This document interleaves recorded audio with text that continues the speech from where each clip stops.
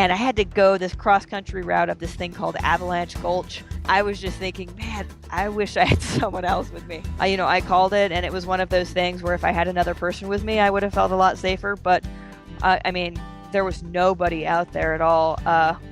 Sometimes you have to take the lame but safe route out. You're listening to the Adventure Sports Podcast, brought to you by 180 Tech. We talk with adventurers from around the globe to bring you the inspiration and motivation you need to get started in the outdoors or to keep you moving if you're already there. This episode is sponsored in part by Canidae Pet Food.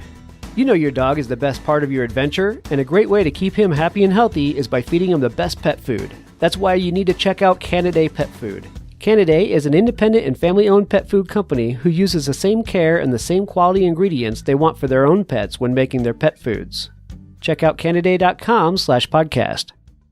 Hey guys, thanks for listening to the Adventure Sports Podcast.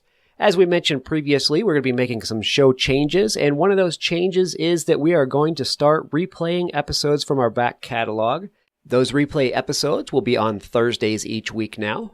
Today's show will be a replay of Liz Thomas's first appearance on the Adventure Sports Podcast from May 29th in 2015. Liz, of course, stopped by to talk about Thru-Hiking and to fill us in on what Thru-Hiking entails. Make sure you get signed up as a patron over at patreon.com/Adventure Sports Podcast, because next week we're going to start putting up our patron-only episodes. So Fridays will be the days that we're going to start releasing patron-only episodes.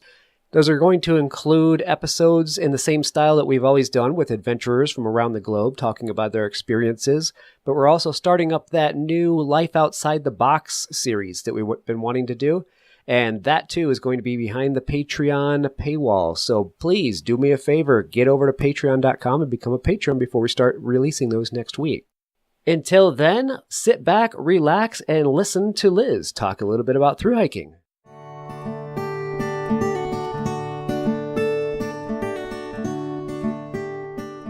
Today we have Liz Thomas. Liz Thomas is a renowned thru-hiker. She's known for being the female record holder for fastest unsupported thru-hike of the Appalachian Trail. I believe that record still stands. Is that correct, Liz? It does still stand. It was set back in 2011. And you also are known for having the Triple Crown. So tell us a little bit about what the Triple Crown means in thru-hiking.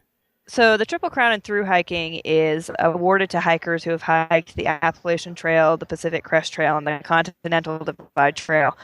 So 8,000 miles of hiking on the premier hiking long-distance trails in the United States. And currently, I think I still think this stands true. There are more people who have been in space than have completed the Triple Crown. No kidding. I think that's still true. That's great. I have not heard that. That's cool.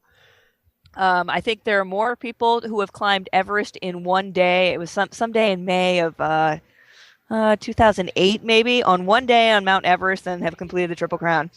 Wow, that's awesome. Well, good for you. I mean, you have a lot of miles under your feet. I was reading up more about you. And just to mention, the first time I heard about you, Snorkel, was on the Trail Show podcast. And I just wanted to kind of give a shout out to those guys. They do a fun show. I like listening to them. Been listening to them for a little while now. And the first time I heard about Snorkel was on the Trail Show. So I would say if you haven't discovered the Trail Show, go find them. They're a hoot to listen to. But that brings up my next question. The name Snorkel, that's your trail name, right? So how'd that come about? So that happened the first time I hiked the Appalachian Trail. I didn't really know what I was doing. In fact, I started the trail without a sleeping bag. Not really of choice. I thought I would make my own sleeping bag, and I had all the stuff to make it. I just kind of didn't finish it before I needed to go start the trail. So I was hoping my mom would kind of help finish sewing it. And so, we talked about it, and I said, hey, Mom, can you send it to the first resupply point, which is about 30 miles in? And my kind of backup plan before that was to just take the fleece blanket from Delta, the flight that I took out to Atlanta, and use that as a sleeping bag. And by the time I got 30 miles in, the package isn't there. My mom says, that sleeping bag isn't done and it's not coming to you. Go buy a sleeping bag. I got a really great sleeping bag. It was pretty expensive, and they said, it'll last 10 years. And I was thinking, okay, this is great.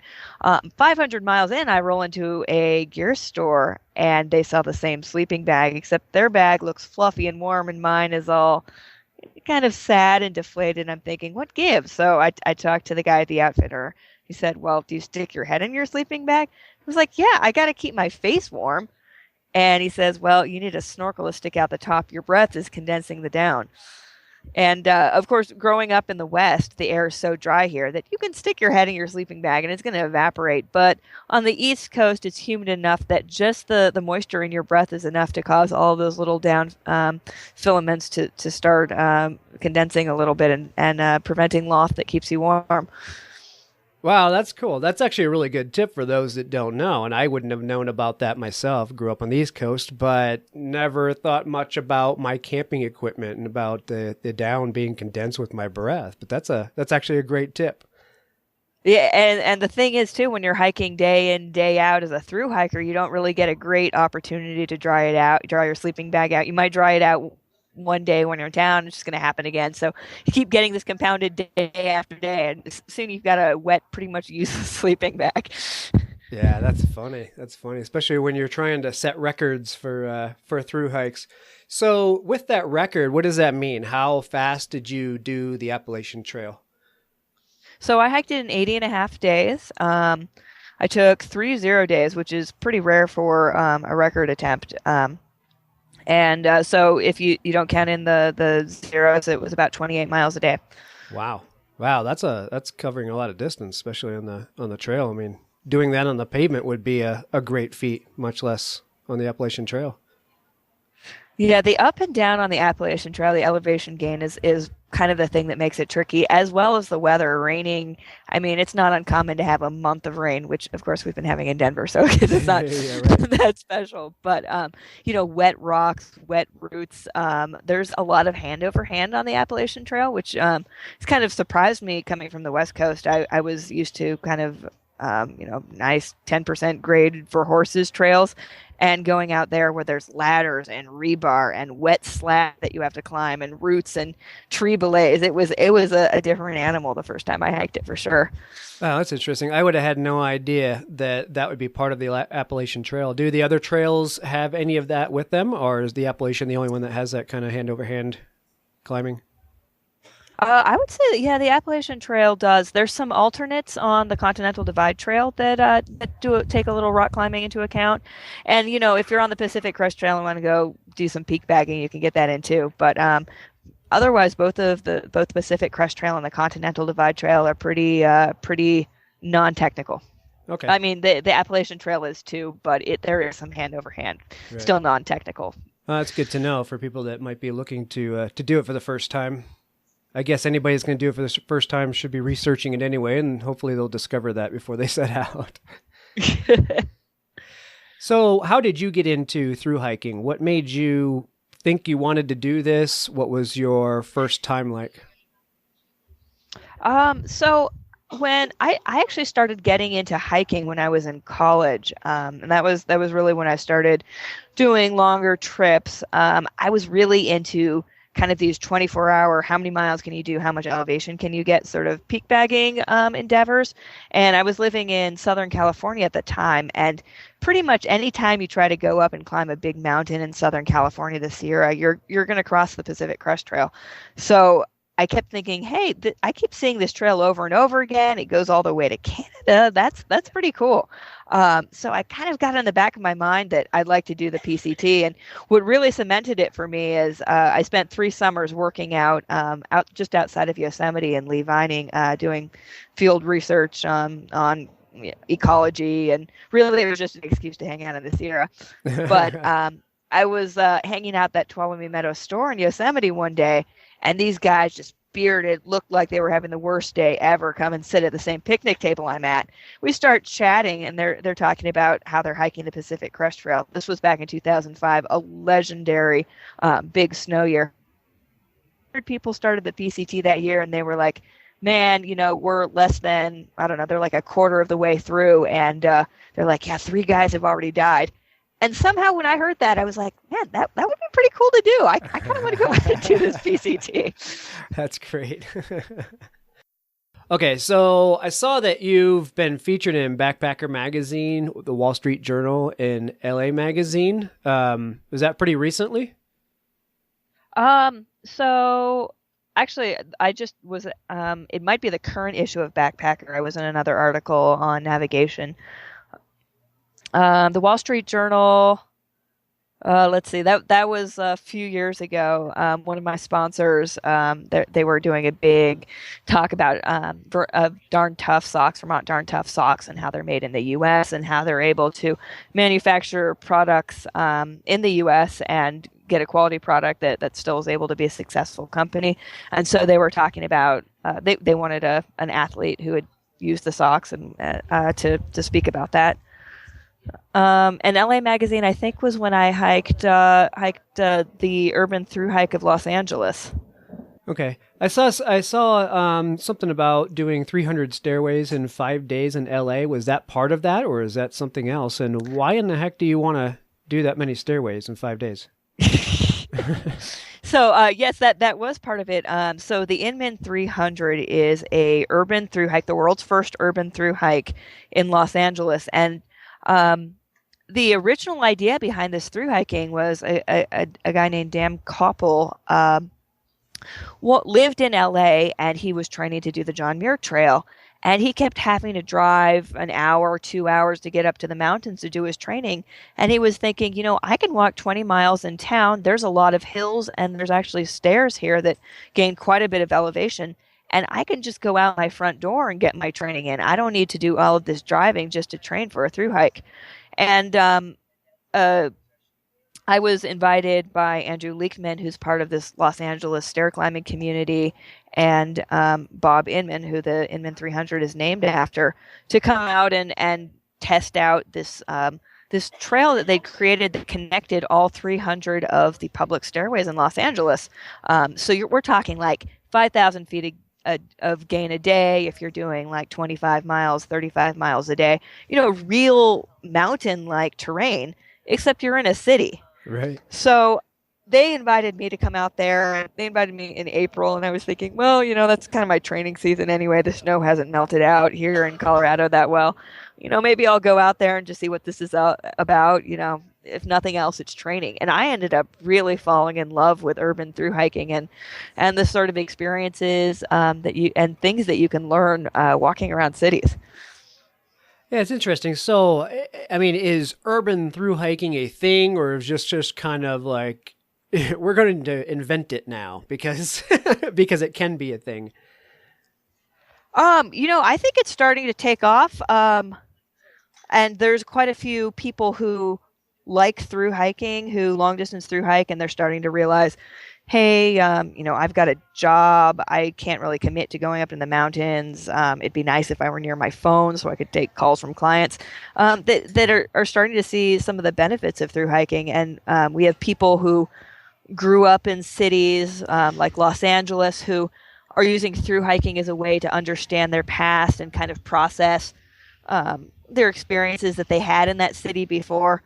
Right now, I'm doing a long distance hike in Denver, and it's kind of just a cool way to piece together, a town that I live in, seeing different aspects of it, different angles, different neighborhoods, in a way that you can't really experience in a car.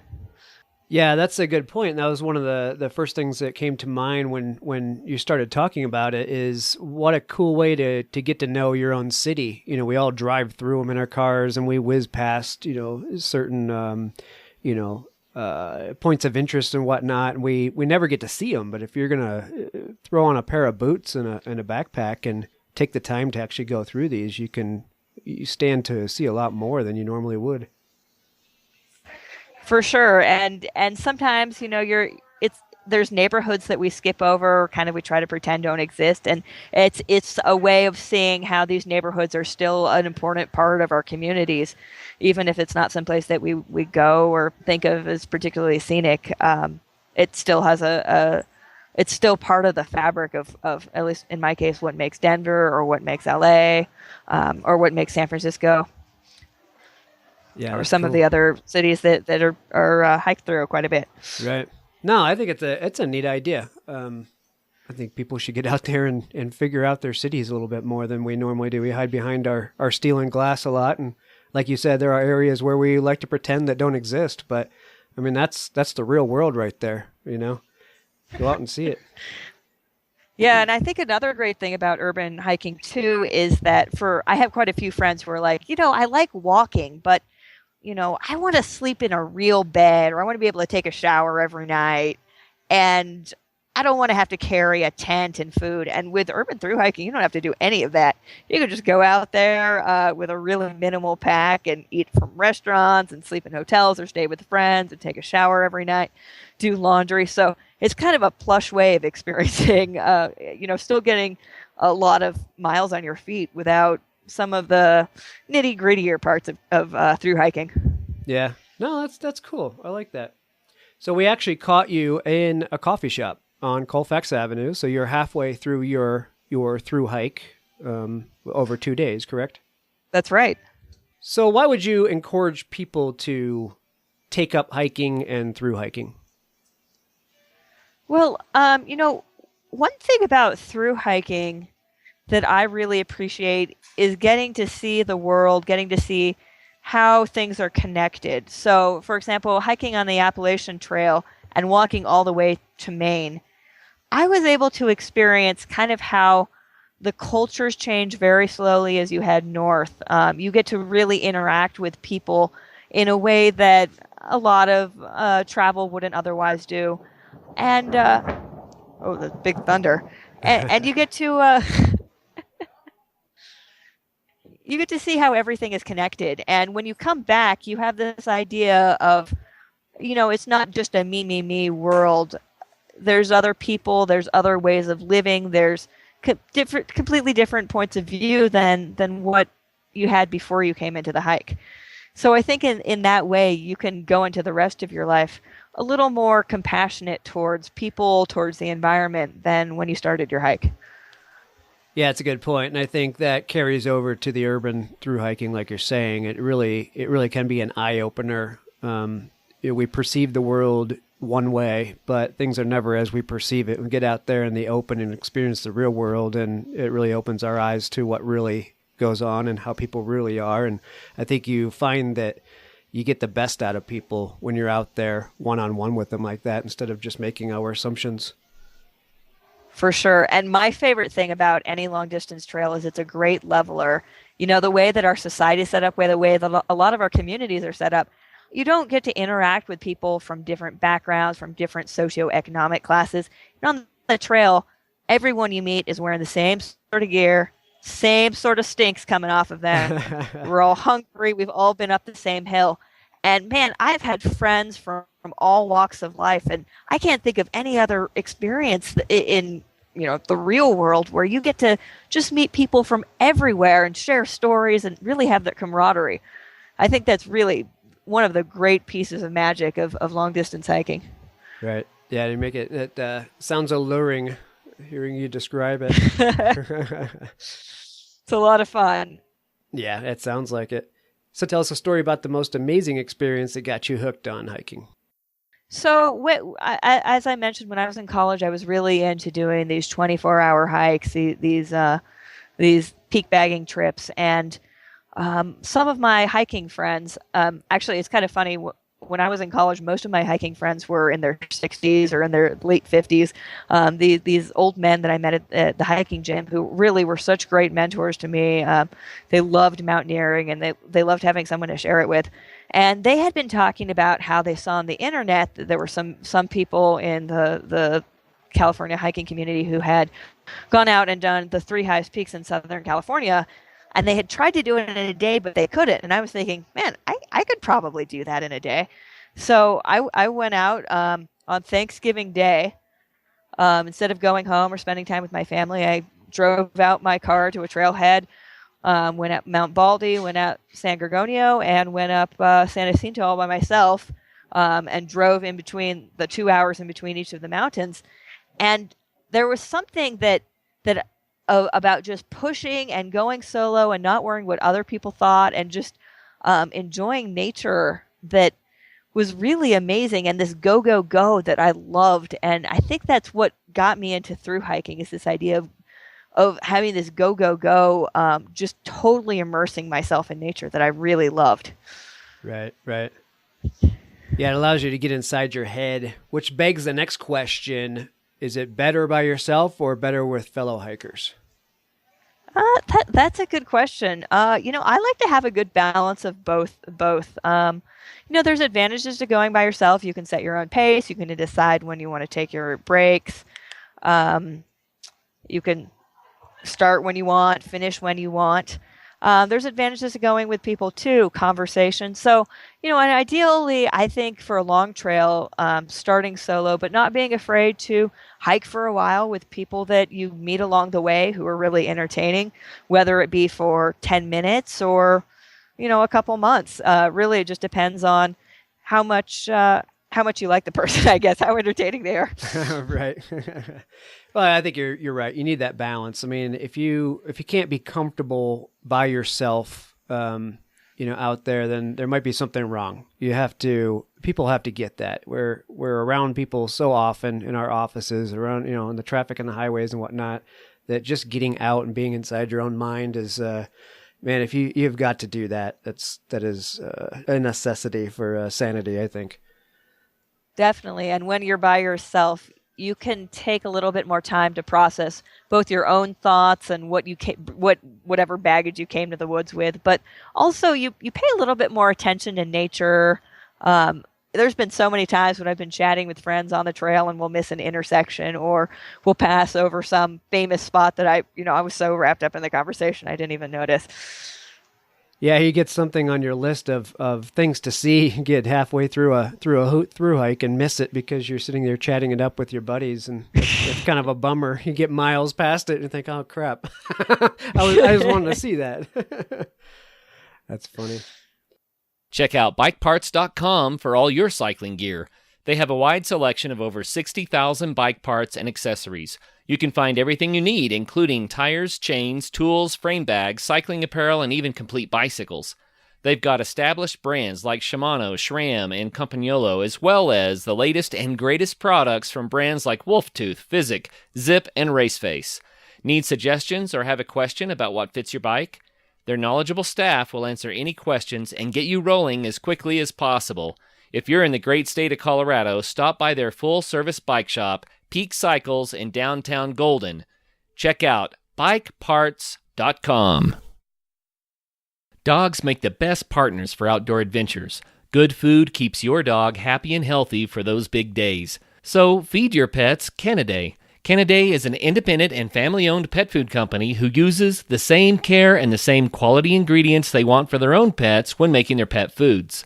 In keeping with their commitment to pets and their people, Canidae has taken the first steps at Canidae Farms to getting involved in growing the ingredients that they use. Go to Canidae.com/podcast to try Canidae for free by requesting a free sample, and you'll get other special offers too. That's Canidae.com/podcast. Again, that's Canidae.com/podcast.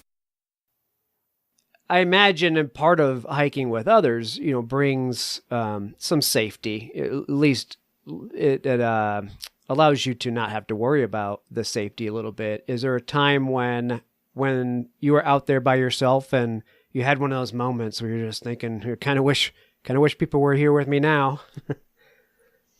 Yeah, I was last year. I went out to hike the Trans-Adirondack route, which is this new 235-mile route that goes from the southern border of Adirondack Park to the northern border. It was put together by Eric Schlimmer and like one other person or one other group of people have done it, something like that. I went out to go do it, and I went.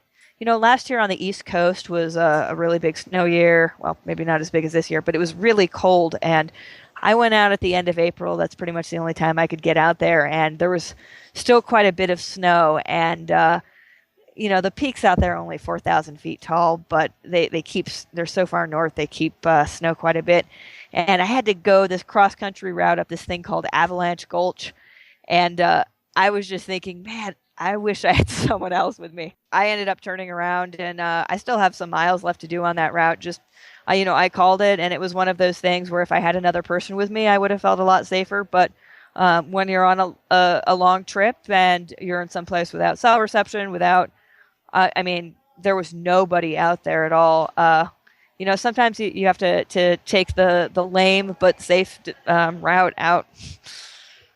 No, I agree. You can't always take the risk. It doesn't need to be a risky sport, just an enjoyable one. You're wise to do that. So a lot of people listening are sitting there wishing they were in your shoes, because you obviously get a lot of time out there in the woods, hiking, being with yourself or being with close friends. First of all, good on you for making that happen. Not a lot of people get to do that. But how do you make it happen? They're also sitting there thinking, I got to go to work. I got to drive to work every day, and I get my weekends. I don't have the time to go do all this awesome through hiking that Liz is talking about. So how do you make it happen? How do you balance having to live and pay bills and expenses, yet spend all this great time out in the wilderness? That's the big question that I think everyone who has the through hiking bug is trying to come up with a really great answer. And the Trail Show actually did a whole episode where they talked to different people saying, how do you make it happen? You're out there a lot.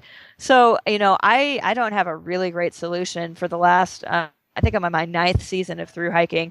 It's whatever I can get in the winter. Couple years ago, I did a sleep study through the University of Colorado, where they kept me in a hospital for 2 weeks, drew blood, took my urine, all made me stay up more hours than I wanted to. I got enough money to through hike out of that, being a lab rat. Right now what I'm doing is I'm doing independent contract work for environmental consulting, and the idea is that once I finish up whatever contract, I can go hiking. But this is my first year doing that, so we're going to see how that works out. Well, good. I hope that pans out. And I think, if you go into it when you're young and you keep a level head and don't get yourself buried in a lot of bills and debt, then you can set yourself up to take advantage of that. I'm kind of jealous. I listened to you guys. I've talked to a few of the through hikers now, and every time I talk to one of you guys, I think, man, I want that 5 months. I want that 5 months to take off. I want to go do the Continental Divide Trail and not skimp, not just have to do a little section of it. But keep that up. It's awesome. I think a lot of people are wishing they were in your shoes for sure. So Liz, do you have any projects in the works that you wanted to talk about? Something that our listeners who are interested in your lifestyle might seek out? Sure thing. So I've been working on 2 books. One of them is a guidebook for day hikes and quick overnighters that can be done on the Continental Divide Trail in Colorado. So, you don't have to hike from Mexico to Canada to experience what some of these long distance hikers, myself included, consider the absolute best total gem of the CDT. And so this guidebook is going to say, this is where you drive to this trailhead. Here's how you can see that really spectacular part of the CDT as something that's manageable in a day or in a weekend.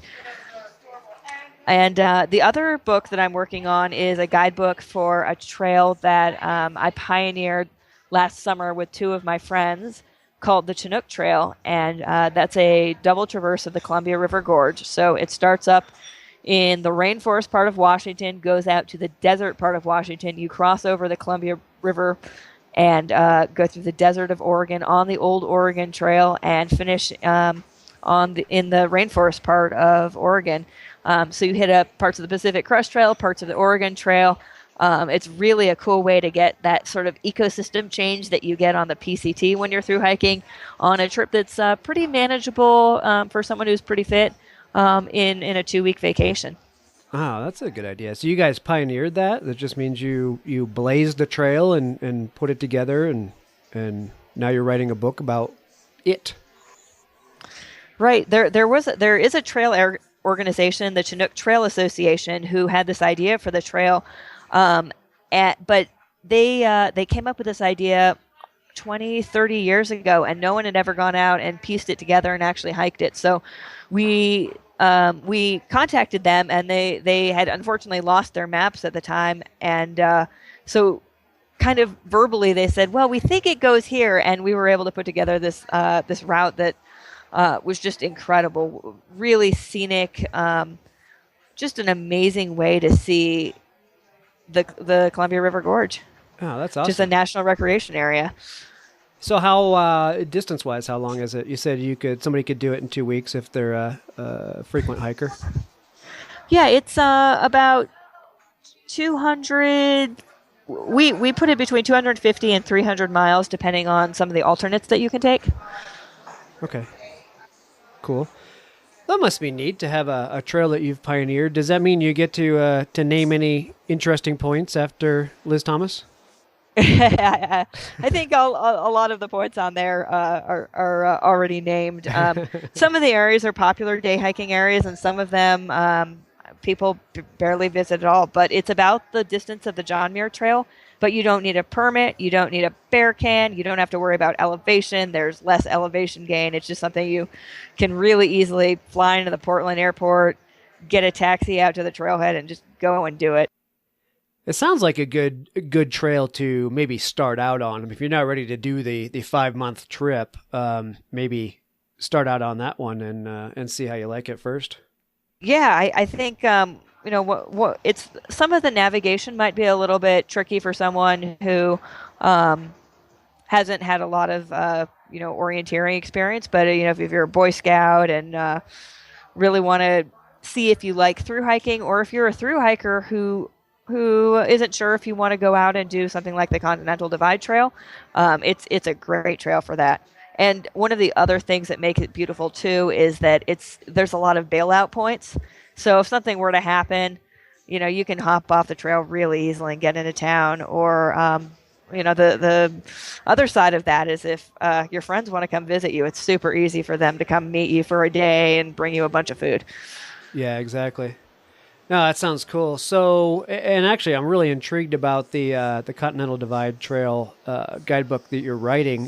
For, like I said, I don't have 5 months to go hike the Continental Divide Trail, but what I would want to know is, like you're writing the guidebook, where are the good points to go check out and just piece a few overnighters together. Really looking forward to that book. So, what's the timeline of these two books? So the timeline, I have to have the Continental Divide Trail book into the publisher October 1st, I think. So I want to say that's coming out in the spring of next year. So just in time for 2016 hiking that summer, I believe.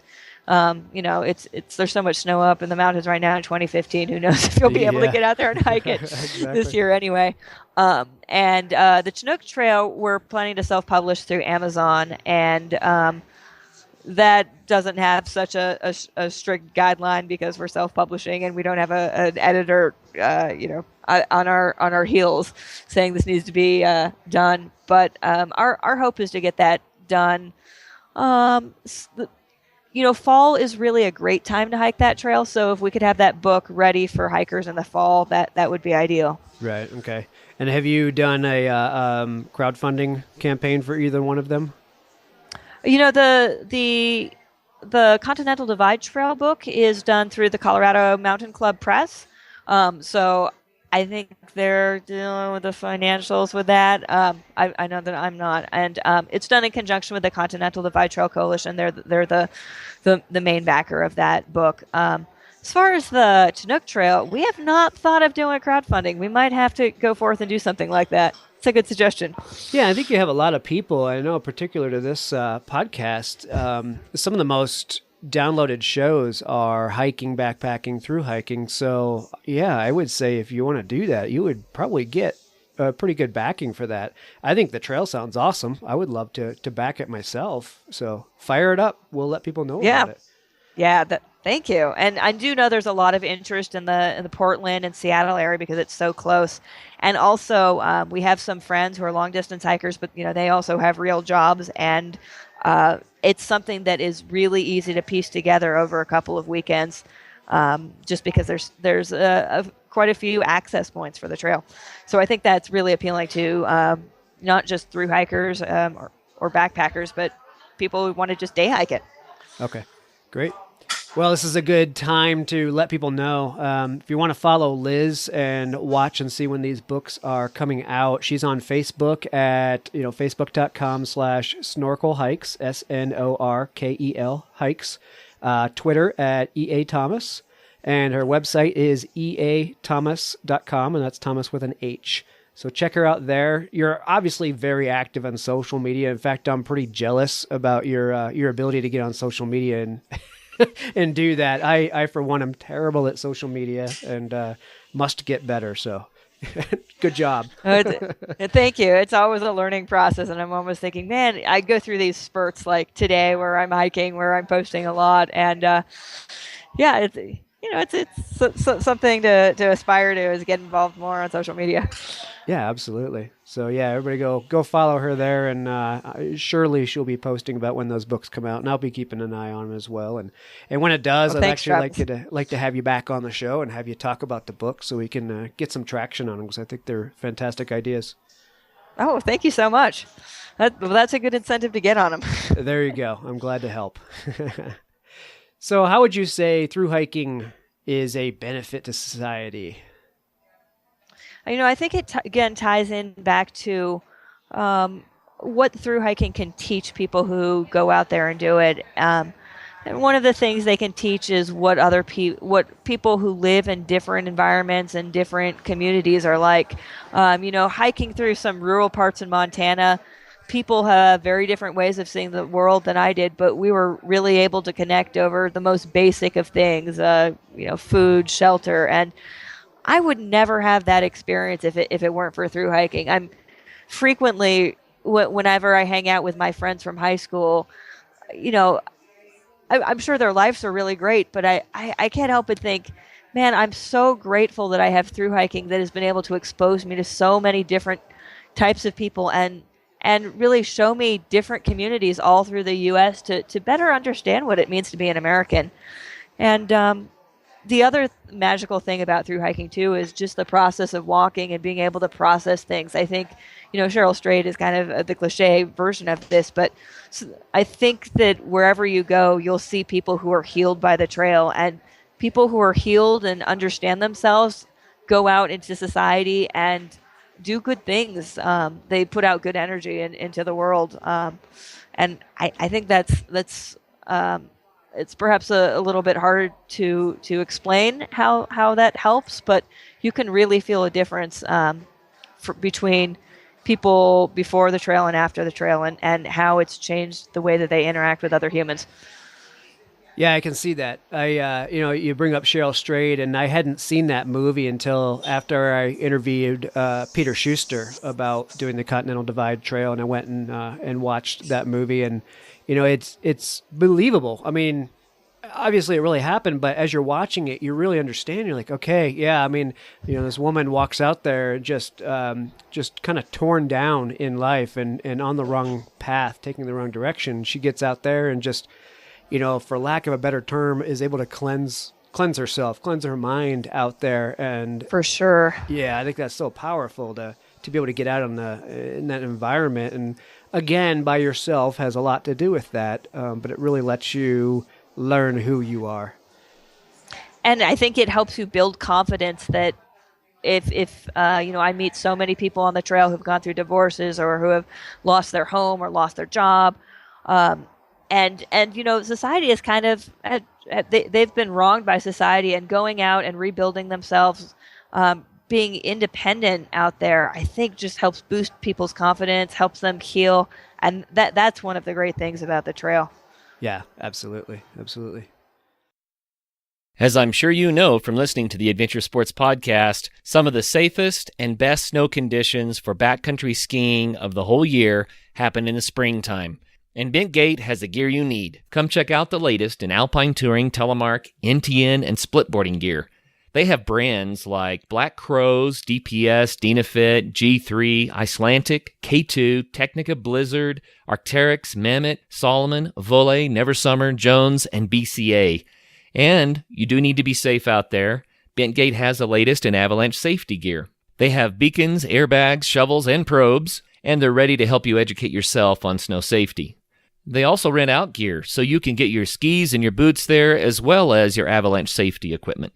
What's more, they also have free demo ski days at local resorts, so you can try out the latest gear. Now, how much fun does that sound? So swing by Bentgate in Golden, Colorado, or go to bentgate.com to find your new gear, as well as to get updates on all of their events.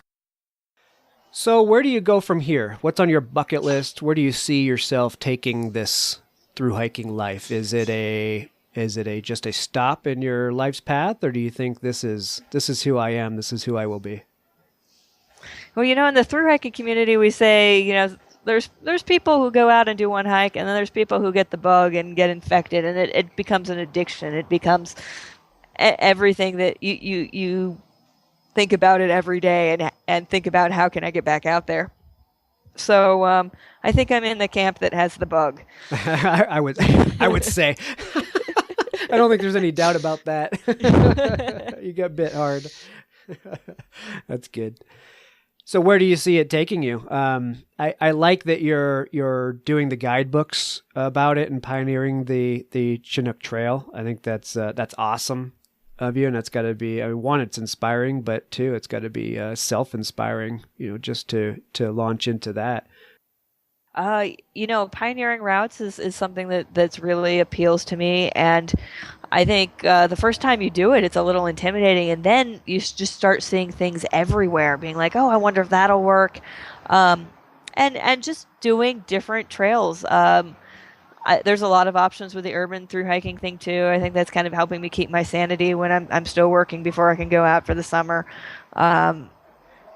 There's just so many things I want to do out there, and I feel so restricted by the length of a lifetime to go out and do them.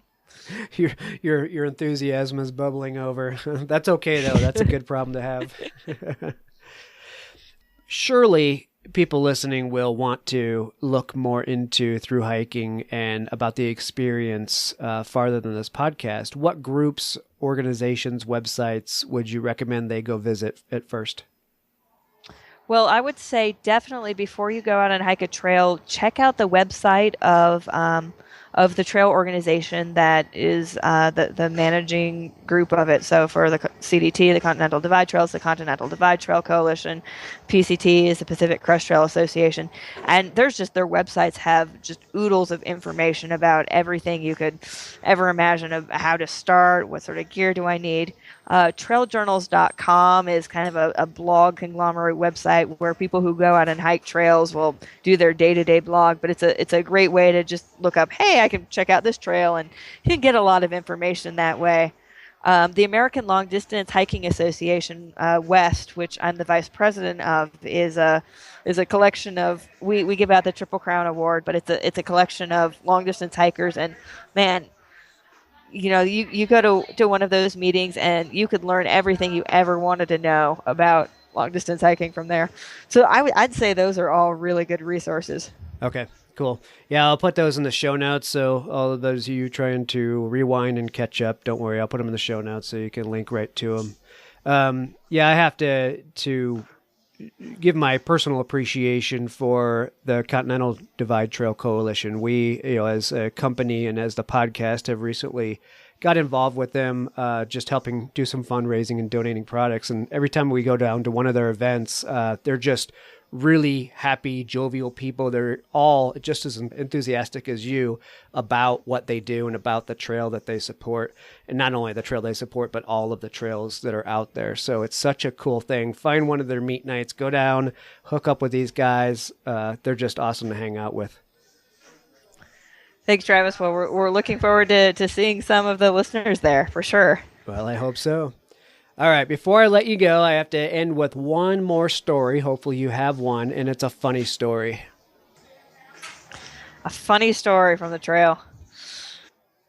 Okay, so on the Appalachian Trail, the halfway point of the trail is at Pine Grove Furnace State Park.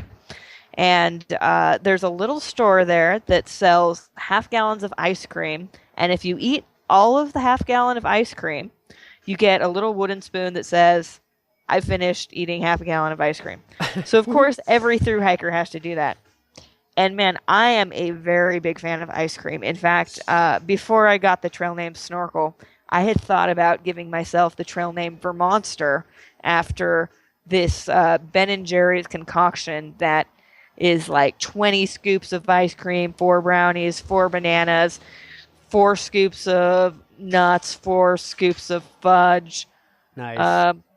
I think that might be it. I think they might put some waffle cones in there too. And I had split this concoction before with some of my friends. This is back before my thru hiking days, and I had pretty much almost finished it myself. Well, I mean, there were 6 other people, I guess. And this was before I was a thru hiker. I just love ice cream that much. So I'd been hiking the entire Appalachian Trail, just really, man, I'm going to crush that half-gallon challenge. I'm going to break the record. I think the record was something like 16 minutes to eat half a gallon of ice cream. Oh, I was ready freeze. yeah, I was ready to just like down that ice cream like no other. So it's just been mid-Atlantic, Pennsylvania, New Jersey, New York. In June, it's just hot and humid and muggy, and all you can think about is ice cream. So getting into Pennsylvania, I'm really excited about this. I'm gonna down it. By the time I roll into Pine Grove Furnace State Park, it's pretty rainy. It's kind of cold actually, and you know, I wasn't gonna let the fact that I was soaking wet and already shivering was not going to stop me from eating my ice cream. So I go up, I get my ice cream, I get Cherry's Jubilee, which you know is the pink one with the little cherry chunks in it. And I start looking at it, and I go, and I am visibly shivering while I'm eating this half gallon of ice cream, so much that some tourists who are in town see me, and they actually give me their coat, and they're like, "What are you doing eating ice cream?" And I'm like, I have to eat this ice cream. I've been telling people for hundreds of miles I'm going to break this half-gallon challenge record. So needless to say, it did not take me 16 minutes to down that half-gallon of ice cream. It shamefully, I'm almost ashamed to say this on the air, it took me 45 minutes. But I did finish it. But you finished it. Wow. I finished it. And I got my little wooden spoon. And I vowed never to eat Cherry's Jubilee again. And I'll bet you still have that wooden spoon. I do. And I haven't eaten Cherry's Jubilee. Luckily, the second time I hiked the Appalachian Trail, you know, when I got to Pine Grove Furnace State Park, I knew that I was smarter this time. I didn't tell everyone for hundreds of miles how I was going to beat the record on the half-gallon challenge. But, you know, I still had to do the half-gallon challenge. Luckily, when I got there, the store was closed. Wow. I was setting speed records, so I couldn't wait around for like 12 hours for it to open. So I just kept going. I felt like I tried. It didn't work out. It's okay. Yeah, likely excuse. Right on. That's great. All right, Liz, thanks so much for spending some time with us. I think you have some awesome stories, and I think you probably inspired a few people to look into this. Every time I talk to a thru hiker, it just makes me want to get out there even more. So one of these days, may I find the time to do one of these trails, top to bottom, and maybe we'll see you on the trail while we're doing it. Thank you, Travis, so much for having me on the show. And you know, when you're ready to go out there and do it, you know, send me an email, call me up, and I'll get you all lined up with what gear to have and what food to eat and all the sort of intel that usually takes a lot of doing the wrong things first before you get it. On. Learn from the best. I'm good with that. It works for me. Thanks, Travis. All right, thanks for listening to that replay of Liz Thomas's episode 41 from 2015. We always enjoy having Liz on the show to talk through hiking. Make sure you get yourself set up on patreon.com to be a patron of the Adventure Sports Podcast so you don't miss the premium content we're going to start releasing next week. Thanks, everyone. Have a great weekend and get out there and have some fun.